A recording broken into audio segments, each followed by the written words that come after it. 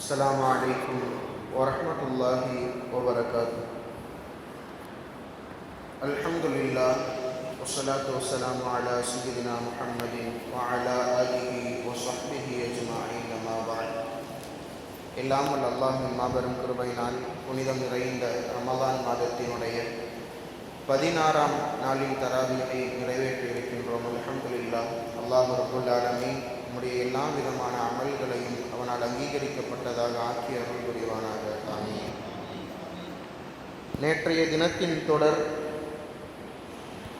எந்த ஒரு மனிதன் தொழுகாமல் இருக்கிறானோ, தொழுகையை அலட்சியப்படுத்துகிறானோ, தொழுகையில் கவனக்குறைவோடு இருக்கிறானோ, அவனுக்கு மொத்தம் 15 விதமான தண்டனைகள், 6 உலகத்தில், 3 மரணத்தினுடைய வேளையில், அடுத்த 3 கபரில், அதற்கடுத்த 3 கியாமத்தில் என்று சொல்லியிருந்தோம். இந்த உலகத்தினுடைய தண்டனைகள்லாம் நேற்று பார்த்தாச்சு. அப்போ மௌத்தாகக்கூடிய வேளையில் என்ன தண்டனை? கீழே யா ரசூலல்லாஹ் வமல்லதி துஸீபுஹு இன்தல் மௌத், அவன் மரணிக்கக்கூடிய வேளையில் அவனுக்கு என்ன தண்டனை கொடுக்கப்படும் என்று கேட்கும் பொழுது முதலாவதாக சொன்னார்கள், யமூது தலீலா, அவன் மரணிக்கும் பொழுது அவன் மரணம் இழிவான மரணமாக இருக்கும், மோசமான மரணமாக இருக்கும், கேவலமான மரணமாக இருக்கும், மட்டமான மரணமாக இருக்கும்.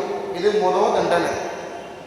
யமூத்து ஜாயிஅன், இரண்டாவது அவன் மரணிக்கின்ற வேளையில் பசித்த நிலையில் மரணிப்பான்.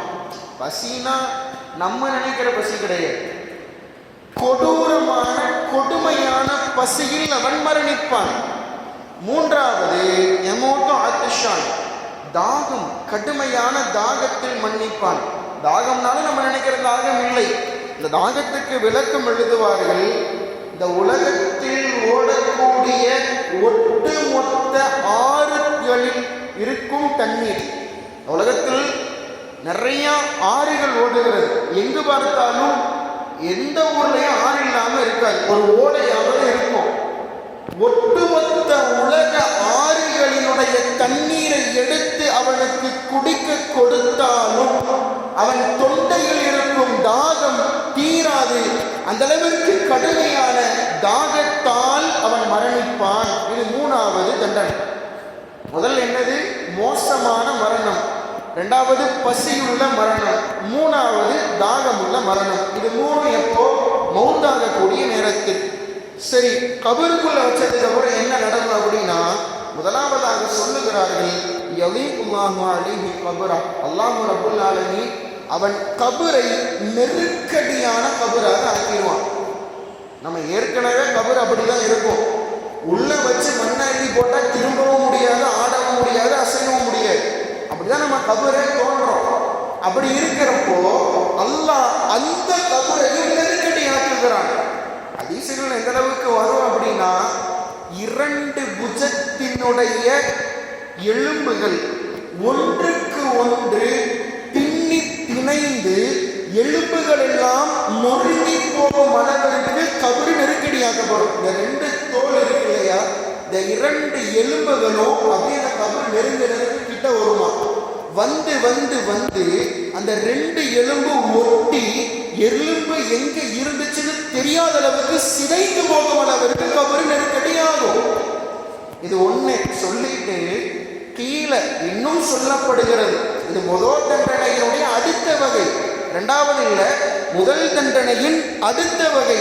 அல்லாஹ் ரப்பல் ஆலமீன் ஒரு மலக்கு அனுப்பி கியாமத்து வரைக்கும் அவனுக்கு தீராத, அதாவது இடைவெளி இல்லாத தண்டனையை கொடுத்து கொண்டே இருப்பாங்க. எந்த அளவுக்குனா, யுஸல்லித்துல்லாஹு தஆலா அலைஹி ஃபீ கப்ரிஹி சுஅபானன், அல்லாஹ் ரப்புல் ஆலமீன் கபர்ல ஒரு பாம்பு அனுப்புவான். பாம்பு அப்படின்னா நம்ம பார்க்குற பாம்பெல்லாம் வேற. இந்த நம்ம சொல்லுவோம் இல்லை, இந்த அனகோண்டா அப்படின்னு பார்க்குறக்கே பெருசாக இருக்கும், அது வாயை திறந்துச்சுன்னா ஒட்டுமொத்த ஒரு கூட்டத்தையே முழுங்கும். அந்த மாதிரி ஒரு பாம்பு. எந்த அளவுக்குனா, குதிரைகளினுடைய கழுத்து எந்த அளவிற்கு மொந்தமாக இருக்குமோ அந்த அளவிற்கு அந்த பாம்பினுடைய உடலின் அமைப்புகள் இருக்கும். அதோட நிறுத்தல்ல, அடுத்து தொடருகிறார்கள். அந்த பாம்புக்கு பேரு ஷுஜாஉல் அக்ர.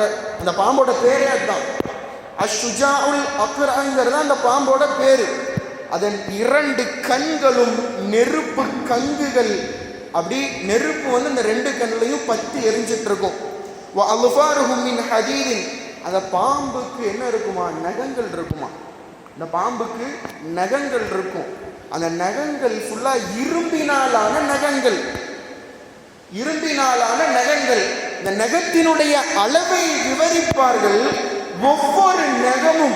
ஒவ்வொரு நகமும் நம்ம ஒரு நாள் பயண தூரம், இங்கிருந்து எவ்வளவு தூரம் நம்ம போறோமோ அந்த அளவுக்கு அந்த நகத்தினுடைய அளவு நீளமா இருக்கும். உதாரணத்துக்கு ஒரு நாள் இங்கிருந்து நம்ம நைட்டு வேணா காலையில சென்னை போறோம் வச்சுக்கோமே, அந்த ஒரு நகத்தின் அளவு பல ஆயிரக்கணக்கான கிலோமீட்டர் தூரத்துக்கு இருக்கும் ஒரு நகம். அதுக்கடுத்து சொல்றாங்க அதற்கு 2 கொம்பு வேற இருக்கும். அந்த கொம்பு சாதாரண கொம்பு இல்லை, பயங்கரமான ஒரு கொம்பு. எந்த அளவுக்குன்னா ஃபயுகல்லிமுல் மையித்த. அப்போ அந்த மையத்து அந்த பாம்புகிட்ட கேட்பானா, இங்கே எதுக்குப்பா நீ வந்த அப்படின்னு கேட்குறப்போ அந்த பாம்பு சொல்லுமா, அன ஷுஜாஉல் அக்ர, என் பேரு ஷுஜாஉல் அக்ர, அதான் நான். வஸௌத்துஹு மிஸ்லுர் ரஅதில் காசிஃப். அந்த பாம்போட சப்தம் எப்படி இருக்கும்னா, இப்போ நம்ம பார்க்கணும் பாம்பு, அதோட சப்தங்கிறது ஒரு விதமான ஒரு சவுண்டு அப்படிங்கிற மாதிரிலாம் இருக்கும்.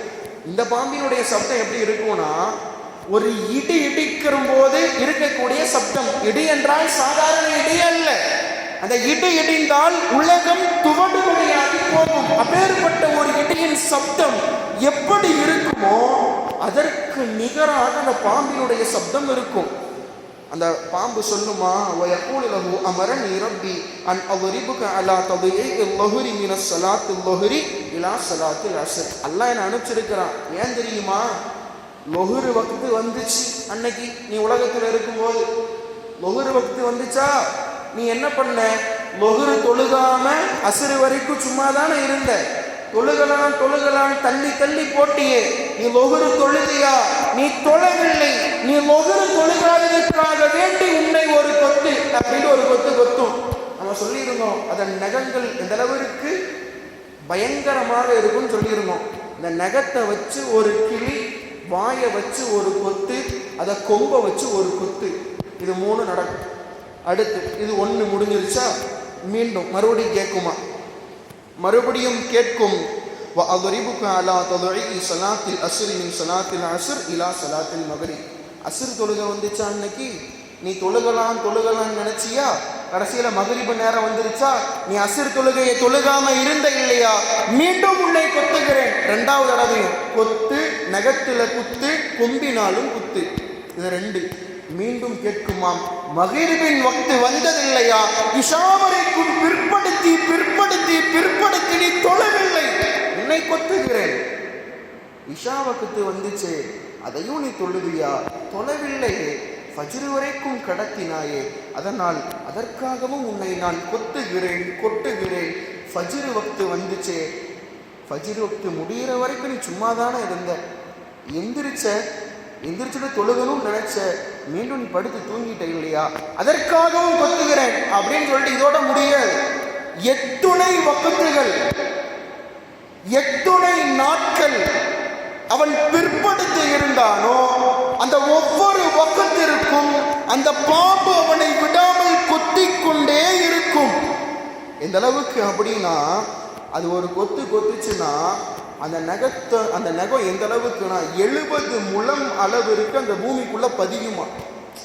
உதாரணத்துக்கு இங்க முன்னாடி இங்க அப்படி நெஞ்சில குத்துது அப்படின்னா அது 70 முழத்துக்கு இந்த பூமிக்கு அடியில போய் பதியுமா. அப்படி கொத்திட்டு திருப்பி எடுத்துட்டு திருப்பியும் கொத்தும், சொல்லி கொத்தும். சும்மா ஒன்றும் வேதனை கிடையாது. அன்னைக்கு நீ இப்படி பண்ணல, நீ தொழகாம இருந்தேல, இப்படிதானே நீ வேஸ்ட் பண்ண, சொல்லி கொத்தும். இது எதுக்குன்னு தெரியுமா? மற்ற வேதனைகள்லாம் அது தனி, இது தொழுகைக்கு மட்டும் உள்ள வேதனை. இந்த தொழுகைக்காகவே வேதனைப்படுத்தணும் அல்லாஹ் படைக்கப்பட்ட பாம்பு தான் ஷுஜாஉல் அக்ரங்கிறது. இதுக்காகவே படைக்கப்பட்ட பாம்பு இது போக மற்ற வேதனைகளுக்கு மற்ற நிறைய பலவிதமான அதாபுகள் கபரிலேயே இருக்கிறது. இது 1.